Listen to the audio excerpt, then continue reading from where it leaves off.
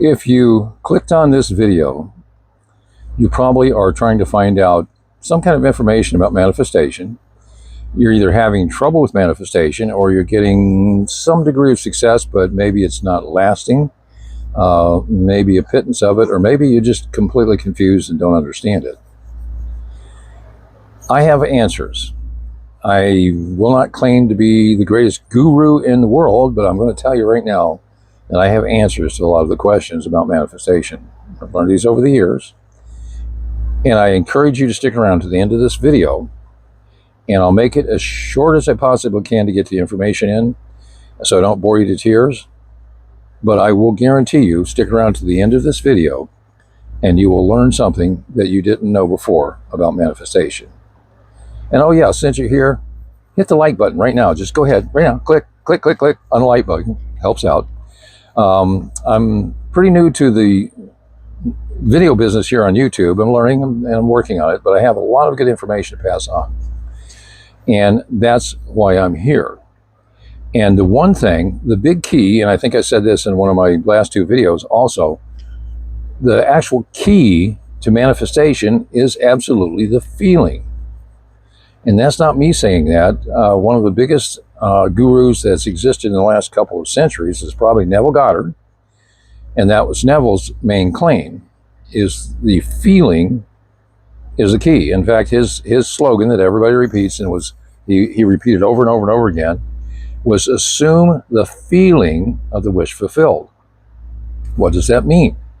I still have people say, well, what do you mean, assume the feeling of that? I mean, like, are you excited that you got it, jumping up and down? No. The feeling is that you already have it right now. It is yours now. That's the feeling. That's the assumption that you have in your mind. That is the state that you put your consciousness into.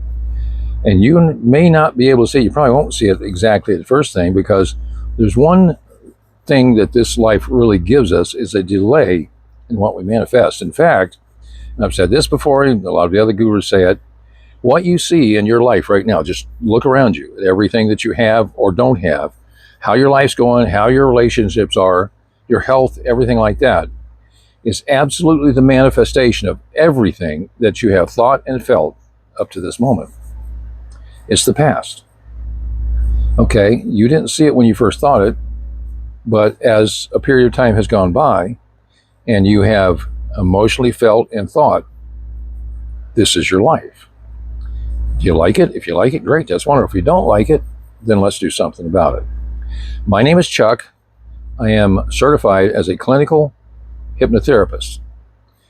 And I've been messing around with manifestation, just actually studying and diving into it and looking through it since 1976. So I've been around for a few years. That's 50 years that I've been looking into this. There's times in my life when I've had massive manifestations. I've had financial manifestations that were really great, but they never lasted. And I couldn't figure that part of it out. Over the period of time, I have learned that the real key to the feeling that we have, the feeling that is behind us, is that inner feeling, that deep-seated inner feeling that we have, the belief that we have of ourselves, the person that we know we are when the cameras are off and nobody's around. When you're just sitting there by yourself, maybe you're feeling like a piece of crap because things aren't working out. That's a key. That's a clue to what is going on in you. What makes you feel like that piece of crap? Where did that come from? And I'll guarantee you that most, if not all, of those negative things that we believe, those things that are packed inside of us, waving the back of our consciousness and our unconsciousness, not our conscious mind, all of that stuff that's packed in there probably came from our childhood by the time we were 7 years old.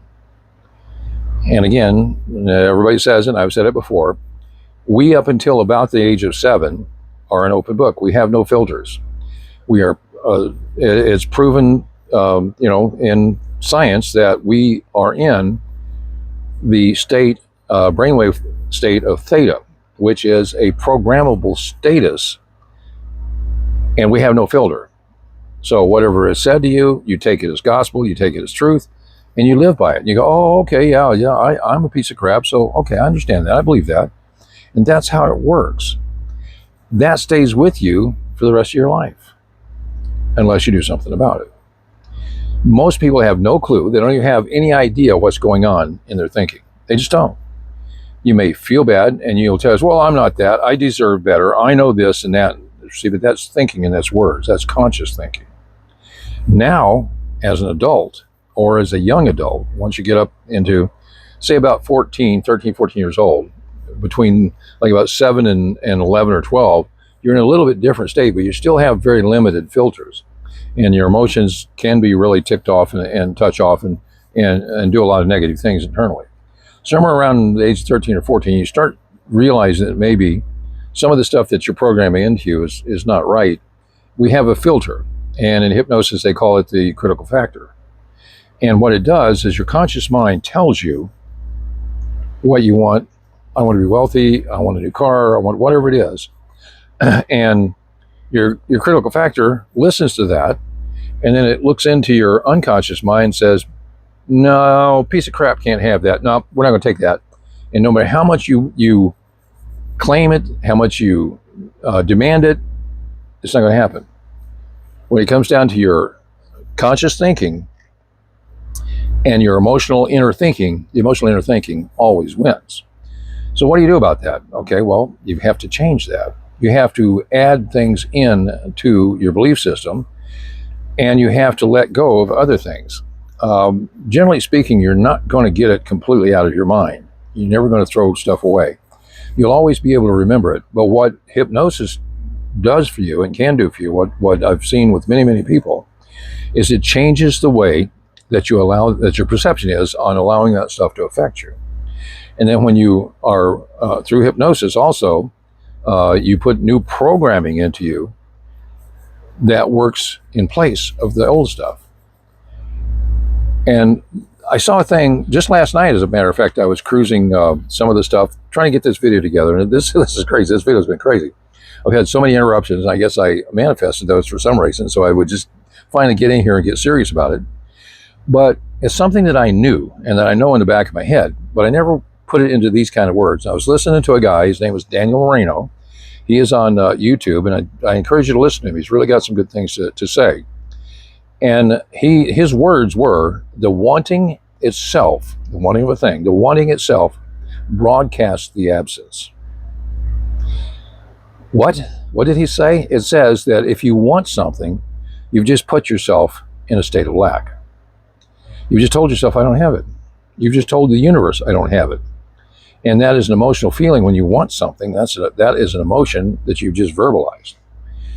And so the universe, having one answer, the universe has only answer says yes to whatever you emotionally verbalize. Says, okay, you can not have that. That's fine. That's okay. You can have all of that, and I'll give you a lot of it. So you get a lot of not having that, even though you're saying, boy, I really want this, and you're doing whatever techniques you're hearing from the gurus and stuff. And I'm here to tell you that most of the techniques, if you're not cleared out inside, if you don't have that inner thinking, that inner feeling, those inner negative emotions, if you don't have those cleared out and stop letting those affect you, I don't care what you do in the physical world, it ain't happening. The old stuff is all you're going to get. You're going to keep not having, keep being frustrated, and it's just people give up. I mean, they really do. They think, well, this stuff doesn't work. What are these people talking about? And I used to be one of those. I used to be an absolute denier of any of this manifestation stuff working. I mean, I'm like, yeah, okay, this world is solid here. This is physical. This is where it's all at. It's physically solid because of the appearance. Like this desk in front of me, I had a lady one time, one of my wife's friends, we were talking about this stuff. She said, of course it's real. She knocks on the desk. It's hard, I can feel it. Do you know why it's hard? Why you can feel it? Why it feels firm and solid and it looks like wood, which it is wood, but you know why? Because it's energy vibrating at a specific frequency that we accept in this physical world as a hard wooden desk. But see, the other thing you got to think about is that desk started out as a thought, as an emotion. Somebody decided, hey, I would like to make furniture, desks, whatever, I know how to work with wood. I have the abilities. See, now they have their proper inner emotions, and they set about doing it. They do it. They sell it, they make a profit, and they make money. They receive finances. Now that was their manifestation. That was their belief about money, that they could receive money by creating these things that people would buy. And it's a nice desk. It's a real good heavy wooden desk. And I got it for free. That's interesting. I got it for free. And that's just how it works. So if wanting something puts you in a frame of lack, it puts you in the state of lack, which means you don't have it, you might as well be sitting there saying, well, I don't have this, okay? How do you get over that? And I was talking to my wife this morning, I mentioned it to her, and she said, oh yeah, you have to feel like you deserve it. You have to say, yeah, I deserve having it to get that thing. That still puts you in a state of lack, right? What it comes down to is assume the feeling of the wish fulfilled. You have to have the state of feeling within you that you already have it in your possession now, even though you can't see it. One of the rules that we work by in this physical life that we live in is that there's a lag time.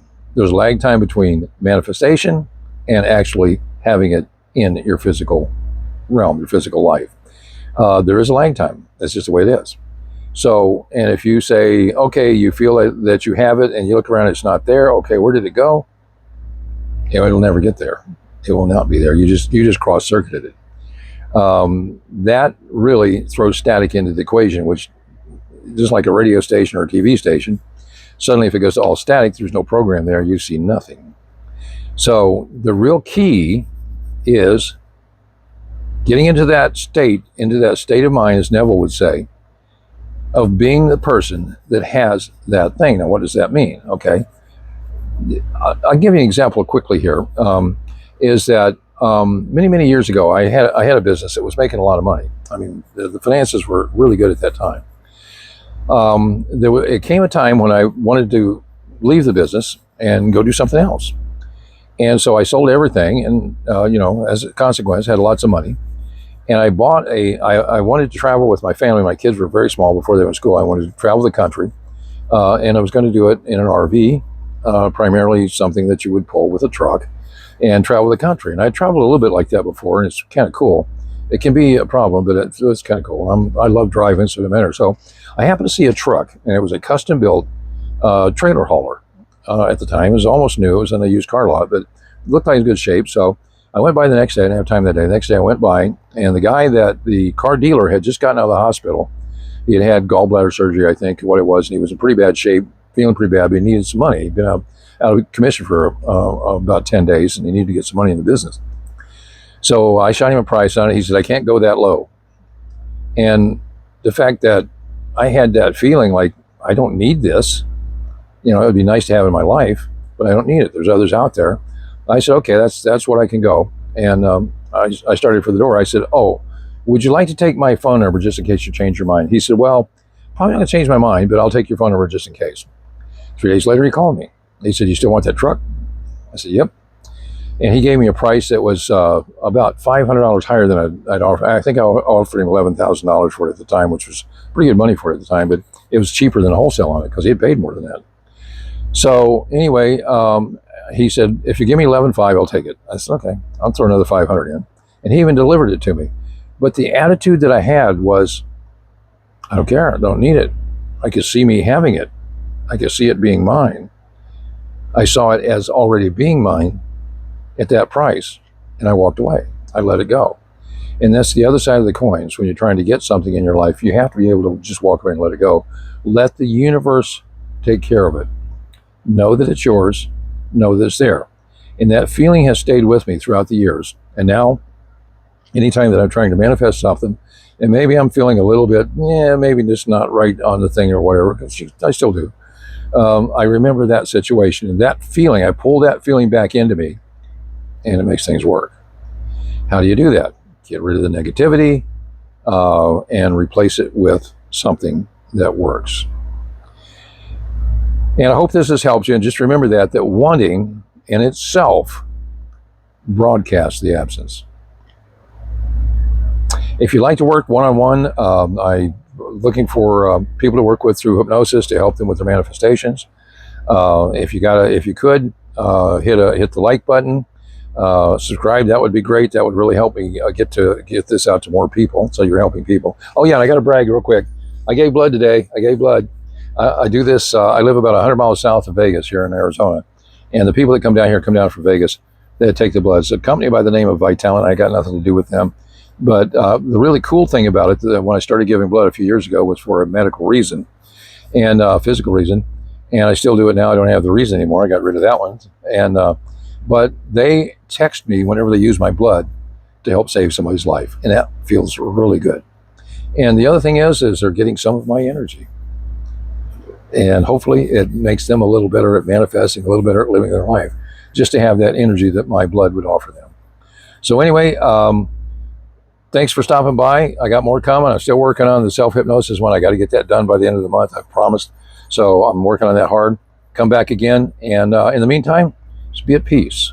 That's the biggest thing. Be at peace.